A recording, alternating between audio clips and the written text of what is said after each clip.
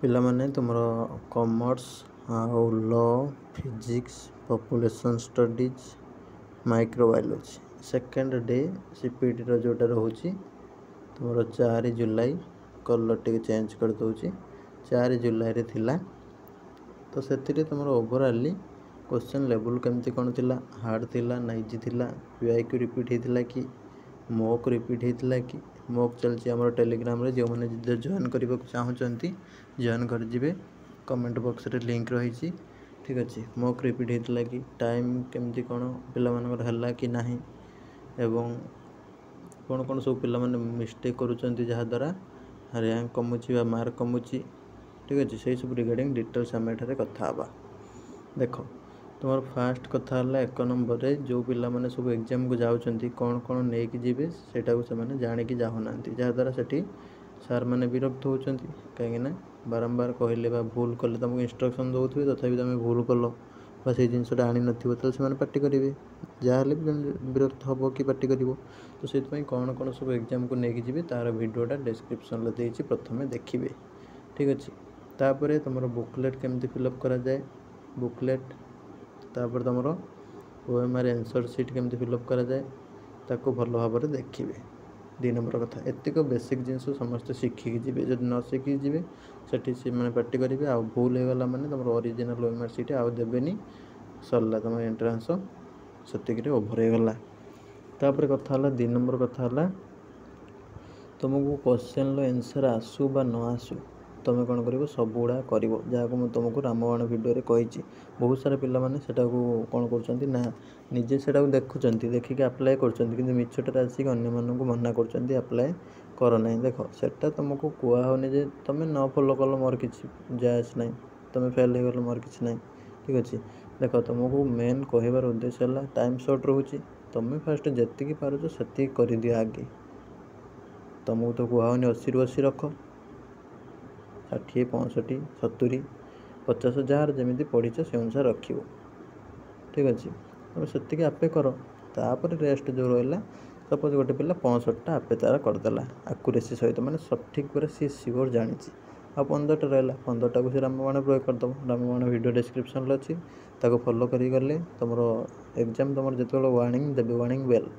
Warning bell देवे जो तुम 5 मिनट तुम कौन कर कहे 5 मिनट आउ अच्छी तुम से क्वेश्चन टाक रखिदेल सैड के आउ तादेह हाथ मारबन कहीं तुमको आसू कि ना आसू किसी करें डायरेक्ट कौन कर रामबाण प्रयोग कर जहाँ अच्छी ताको तुम डार्केन कर चलो ए बी सी डी जमती तुमको ट्रिक्स कहुई फॉलो कर डिस्क्रिप्शन लिंक देती बहुत सारा पिला भल पाइबा देले तुम भी देख देखिकी यूज कर कम लगाओ लास्ट 5 मिनट क्या कथा शुणबनी कहीं तुम जब 15टा क्वेश्चन तुम छाड़ी दौच किए तुमको 1 नंबर दबनी कि नाई मामू ठार कण मामू भल तुमको अलरेडी मुझे ठीक अच्छे जन पिलार मामू ना तो सी मन दुख कर मो मामूटे ना टोटाली जनकर कणा मामूटे अच्छे से कहीपर मो मामू अच्छी ठीक अच्छे तो सेमती जिनस तुम जदि 15टा कि 20टा जी भी तुम ढाबा मारुच रामबाण प्रयोग करुच जो भिडियोटा तुमको देती प्रयोग करुच तुम जब गोटे भी आसू गोटे आए 100 पिला आगू पड़े 100 जन आगू पड़े 2टा भी ठीक हो गला 200 पिला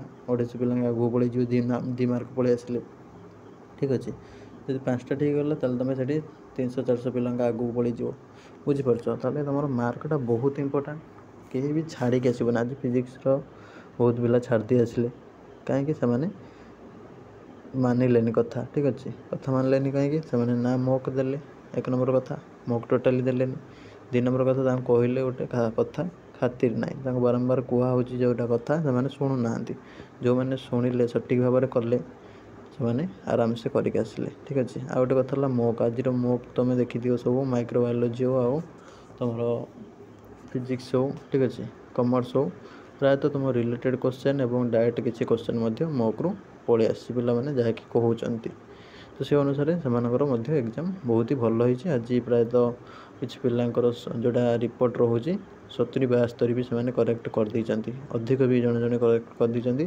कहीं से प्राक्ट जो लेवल था 3 मास है प्राक्ट करूँ MCQ पूरा बेस्ट काम दे ठीक अच्छे बहुत पिलांकर मो रिपोर्ट जहाँकि पाई चैट बॉक्स रे ठीक अच्छे PYQ कर तार रिलेटेड क्वेश्चन कर मॉक गुड़ा जो तुमको दिखाई प्राक्ट कर ठीक अच्छे मॉक 1 2 3 आमर ऑलरेडी कंप्लीट हो गला ଆଉ ଟାଇମ୍ ତୁମର ଯାହାର ଅଭାବ ରହୁଛି ଟୋଟାଲି ଛାଡ଼ିବନି। 80ରୁ 80 ମୁଣ୍ଡଳା ମାର, ତୁମର ଟୋଟାଲି ଡାର୍କେନିଂ କରିକି ଆସିବ, ଖାତା ଫୁଲ୍ କରିକି ଆସିବ। ଠିକ୍ ଅଛି।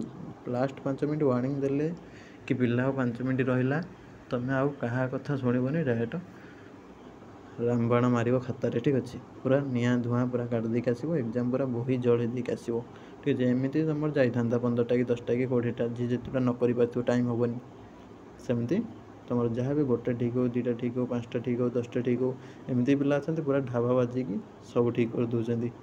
ଗୋଟେ 2ଟା ଭୁଲ ଥିବ ସବୁ ଠିକ୍ କରିଦେଉଛନ୍ତି ଢାବା ମାରିକି। ଠିକ୍ ଅଛି। ପିଲା ସିପିଟିରେ କେମିତି ପାଉଛନ୍ତି ଭାବୁଥିବ ତୁମେ। ଗୋଟେ ଚିନ୍ତା କର ଜିନିଷଟା।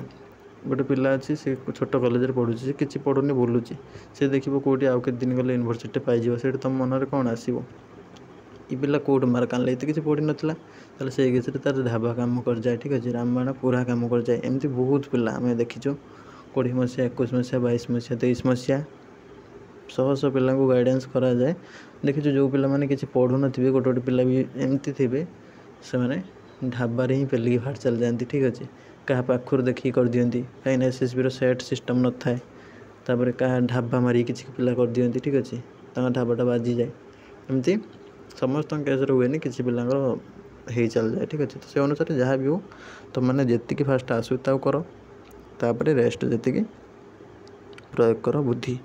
ଆଉ ରହିଲା କ୍ୱେଶ୍ଚନ୍ ଲେବୁଲ୍। ଆଜି କ୍ୱେଶ୍ଚନ୍ ଲେବୁଲ୍ ସେମିତି ବେଶୀ କିଛି ହାର୍ଡ଼ ନଥିଲା, ତ ଚଳନୀୟ ରହୁଛି। ଆର ବର୍ଷ ଯେମିତି ଥିଲା ସେମିତି। ଯିଏ ପଢ଼ି ନାହିଁ ତାଙ୍କୁ ଲାଗିବ ନ ପଢ଼ିଲେ କ'ଣ କଷ୍ଟ, ପଢ଼ିଲେ ସହଜ। ଜାଣିଛ, ଯିଏ ଯେତେ ରିଭିଜନ୍ କରିକି ଯିବ, ପ୍ରାକ୍ଟିସ୍ କରିକି ଯିବ, ତାକୁ କେମିତି କଷ୍ଟ ଲାଗିବ? ଲାଗିବନି। ଯିଏ ଟୋଟାଲ୍ ନ ପଢ଼ିବ, ରିଭିଜନ୍ ନ କରିବ, ତାକୁ କଷ୍ଟ ହିଁ ଲାଗିବ। ଆଉ ଗୋଟେ କଥା ହେଲା, ତୁମ +3 ବ୍ୟାକ୍ଗ୍ରାଉଣ୍ଡ କାହାର କ'ଣ ରହିଛି, କିଏ କେଉଁଠି ପଢ଼ିଛ, କଞ୍ଚା ରହିଛ, ତୁମକୁ ସାର୍ମାନେ ପଢ଼େଇ ନାହାନ୍ତି ଜିନିଷ, ତାହେଲେ ସେଗୁଡ଼ାକ ବି ପ୍ରୋବ୍ଲେମ୍ ହେଉଛି, ତୁମକୁ କଷ୍ଟ ଲାଗୁଥିବ। ଠିକ୍ ଅଛି। କିନ୍ତୁ ଓଭରାଲି ପେପର୍ ବେଶୀ ତୁମର ହାର୍ଡ଼ ନଥିଲା। ଠିକ୍ ଅଛି। ବହୁତ ହି ବଢ଼ିଆ କ୍ୱେଶ୍ଚନ୍ ଥିଲା।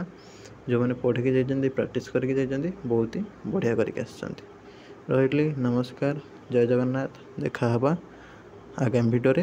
ଯେଉଁମାନେ ବି ସବୁ ଚାହୁଁଛ ନିଶ୍ଚିତ ଭାବରେ ମକ୍ ଟେଷ୍ଟ ଦେଇପାରିବ। କମେଣ୍ଟ ବକ୍ସରେ ଲିଙ୍କ୍ ରହିଛି। ଠିକ୍ ଅଛି। ଏବଂ ତୁମର କେମିତି ପ୍ରିପାରେସନ୍ କରିବ, କ'ଣ କ'ଣ ସବୁ ନେଇକି ଯିବ, ମକ୍ ତୁମର କ୍ୟାଣ୍ଡିଡେଟ୍ କପି କେମିତି ଫିଲ୍ଅପ୍ କରିବ, OMR ସିଟ୍ କେମିତି ଫିଲ୍ଅପ୍ କରିବ। ଠିକ୍ ଅଛି। ଆଉ ଫ୍ରି MCQ କେମିତି ପାଇବ, ସବୁଗୁଡ଼ା ତୁମେ ଦେଖିପାରିବ। ଦେଇଦେଉଛି ଲିଙ୍କ୍ ଡେସ୍କ୍ରିପ୍ସନ୍ରେ। ଠିକ୍ ଅଛି। ତାକୁ ସବୁ ଫଲୋ କର। ଫଲୋ କରିକି ଭଲ ଭାବରେ ଏକ୍ଜାମ୍କୁ ଯାଅ। ସମସ୍ତଙ୍କର ଏକ୍ଜାମ୍ ଭଲ ହେଉ, ଏତିକି ମୁଁ ପ୍ରଭୁ ଜଗନ୍ନାଥଙ୍କ ପାଖରେ ପ୍ରାର୍ଥନା କରୁଛି।